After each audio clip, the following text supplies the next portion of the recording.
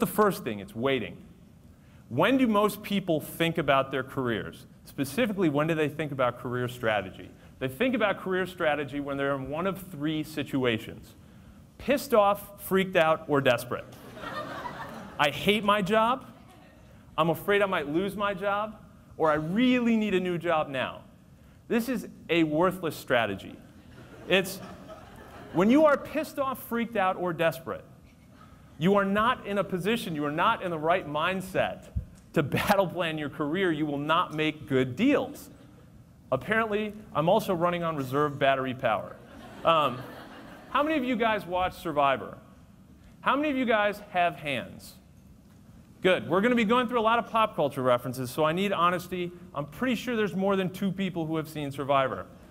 But on Survivor, and on shows like it, every season, there's always one dude who doesn't want to strategize.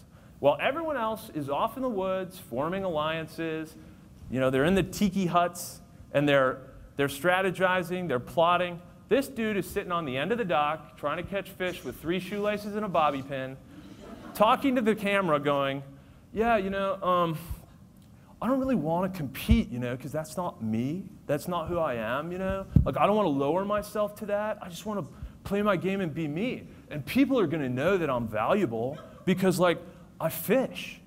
And if I didn't catch fish, the camp wouldn't have fish, and everybody would die. And so, if I'm not here, everybody's going to die. I mean, what's more valuable than that? And inevitably, within 2 weeks, this guy is going to go home. And he finds out about it. He finds out he's going to go home about an hour before the tribal council. And he starts freaking out and trying to make the worst deals ever, chasing guys around going, Steve, dude, come on. If you keep me here, vote to keep me here, you'll be safe for 3 weeks. You can have my flip-flops. I'll stab Sheila in the back. I mean, literally stab her. Come on, dude, I've seen you on my flip-flops. And by that point, it's no use. By that point, it's too late to make a good deal. It's all desperate. And what you would see here is that the word compete is highlighted in red, because I wanted to draw attention to the word compete, because you need to recognize competition is a major part of getting ahead in your career. There are only a certain limited number of great jobs. And if you're not thinking, and it's not direct, I want to beat this person competition, but if you're not thinking competitively, if you're not strategizing, if you're not constantly evolving how you present yourself, you're going to be left behind. The other thing that'll happen is you'll make a 50-minute decision that affects a 50-year career. When you're pissed off, freaked out, or desperate, and someone presents you with a deal, you need that deal.